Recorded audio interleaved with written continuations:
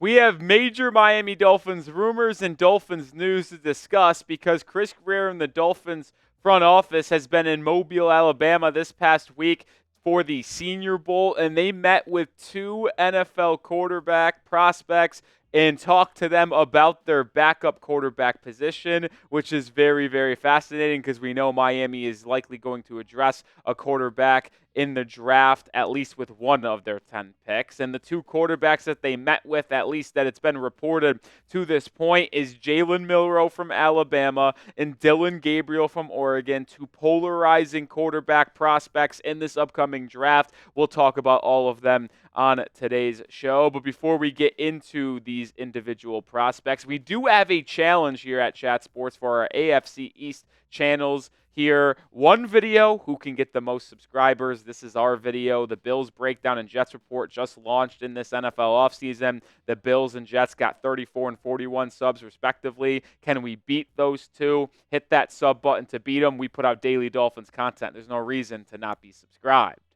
I will start with Jalen Milroe because Isaiah Smalls, who covers the Miami Dolphins for the Miami Herald, reported that the Dolphins and Jalen Milroe had conversations about the backup quarterback position, and he added, Milroe that is, that they went well. Now, that's obviously just Jalen's perspective, but Milroe is a very fascinating prospect, not only for the Miami Dolphins, just as a whole, as a quarterback coming into this league, because he is such a dynamic athlete and effective runner of the football that it's just going to add to his ability as a dual threat in the next level. But the question is, can he be effective enough as a passer at the next level? Because he wasn't that good in his final season as a member of the Crimson Tide throwing the football, which was a little bit of a shock to me because I expected him to thrive in the system that Kalen DeBoer implemented after he took over for Nick Saban when Saban retired and DeBoer came over from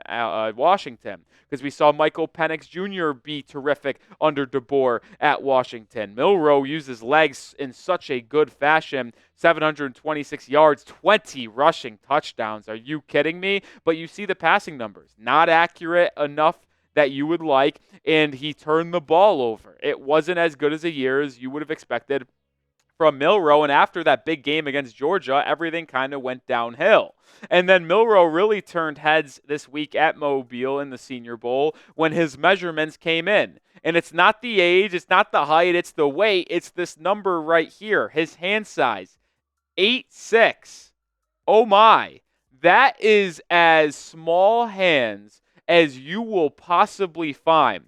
The hand size is a major concern. And I am not someone to usually make a big deal of hand size when it comes to looking after quarterbacks. Joe Burrow was labeled as someone with small hands, and he has 9-inch hands, which ultimately we know Joe Burrow is someone that is one of the top quarterbacks in football. But I do want to put it into perspective how small his hand size is and what that potentially means as him for the NFL draft as a prospect. Great tweet here from Chris Marler, who says the hand size under 8 3/4. To put that in perspective, it would be the smallest hands of any first-round quarterback drafted in NFL history. There is only one quarterback since 2022 to be a starter with a hand size under 9 inches, which obviously Milroe is very much underneath that. It was Taysom Hill. And it's funny that it is ultimately Taysom Hill because if Milroe succeeds at the next level, it very well might be because he takes a Taysom Hill type of role as a gadget player in an NFL offense. But before we get more into Jalen Milroe, advanced analytically, you saw the hand size. You know him probably from watching college football on Saturdays. Are you interested in adding Jalen Milroe to this roster in the draft? Type Y for yes or type N for no.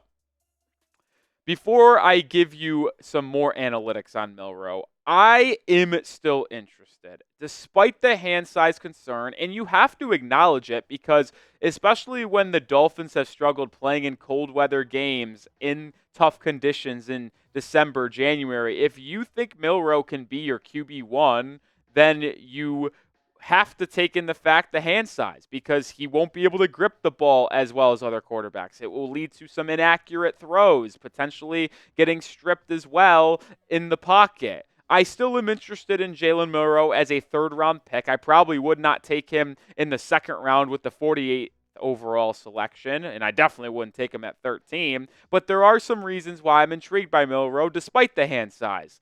3 reasons to be exact. 1, elite athlete. He has been the most dynamic quarterback running the football, in my opinion, since Lamar Jackson from Louisville. Do I think he is better than Lamar Jackson on the ground or as a passer? No, I do not. But we just simply have not seen a quarterback in college be as good with the ball in his hands running as Jalen Milroe. He's an elite athlete. I'm not sure if he will run the 40-yard dash at the NFL Combine, but I would love and be fascinated to see what he would run because it would be elite top-tier speed. But as a passer, there is some things to like here. He is the best deep ball in this draft class, in my opinion. Now, you can argue Cam Ward. I don't think Shedeur Sanders will be in the conversation, but it, to me, would be between Ward and Milroe. Milroe has one of the most accurate deep balls. He lofts it pretty high, almost like Russell Wilson, but he drops it inside the bucket and is actually relatively accurate on deep balls. According to Pro Football Focus, when he has thrown the ball 20-plus yards, that is what categorizes as a deep ball at the college level. He attempted 51 passes last season, 17.5% of his passes. So he's not afraid to let it rip down the field. An adjusted completion percentage of 45.1%, which was ranked in the top half of college quarterbacks. His turn or touchdown to interception ratio was pretty solid. And the part that makes me the most intrigued is this. He had 3 interceptions on deep balls, but it's not like they were his fault. Only 1 turnover-worthy play.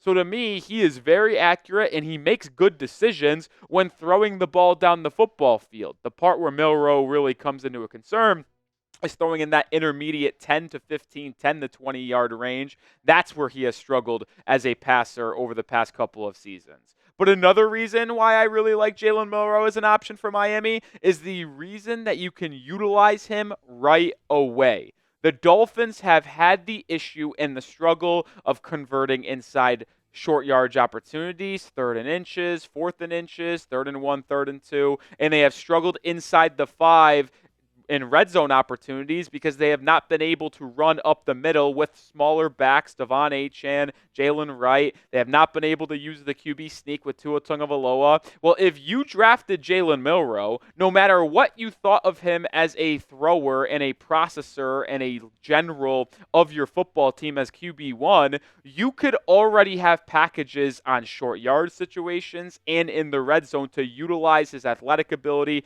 and his legs. Similar to what New Orleans does with Taysom Hill, what Pittsburgh did with Justin Fields at times this past season once Russell Wilson became the full-time starter. Milroe would be an asset to you right away. You could have him potentially as your QB3, have him active on the 53-man every single week and design packages for him in short yardage and red zone situations. He would be an asset to your football team right away, even if he struggled with accuracy and reading opposing NFL defenses.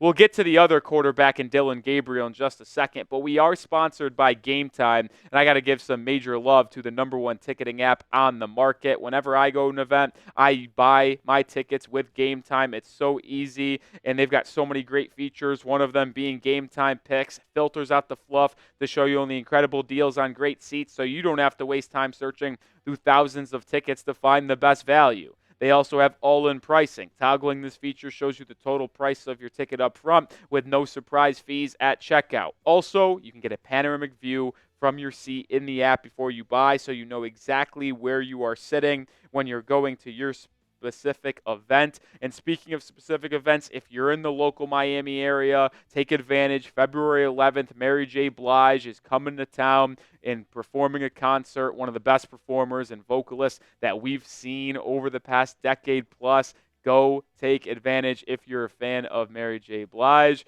And maybe if you're not, maybe you become a fan. So download the app today and use code CHATSPORTS when you create an account to get $20 off your first purchase. Terms apply, first purchase only. But one more time, code CHATSPORTS. That gets you $20 off. Shout out to GameTime for sponsoring today's show.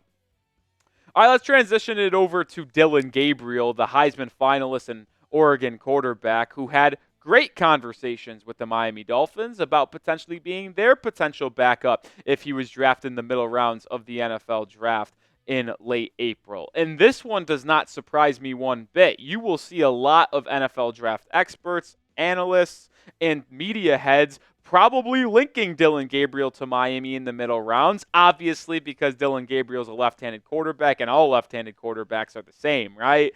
No, not actually, but you will see people make that comparison. And I actually do believe that it could be an added benefactor for Gabriel to land in Miami. I'll explain why in just a second. But this is one of the most experienced quarterbacks coming out in the NFL draft. These are his last 4 seasons as a starter. He did not really play in 2021 because of injury, and he was a true freshman in 2019. So he's been on the college level for a while, spanning across 3 different colleges, Central Florida, Oklahoma, played this past season in Oregon where he was a Heisman finalist, completed 72.9% of his passes. Since he took over as the Oklahoma starter and got acclimated to Power 5 football, accurate 69%, 73%. Consistently throws 30 touchdowns and 6 interceptions, it feels like. Seems like that's going to happen every single year. So he's someone that could step in and probably be a potential backup right away. But the interesting thing with Gabriel is that he is a relatively small guy. He is also much older than some of these other prospects. I mentioned how experienced he is. Well, he is 24 years old right now. 5'10", 200.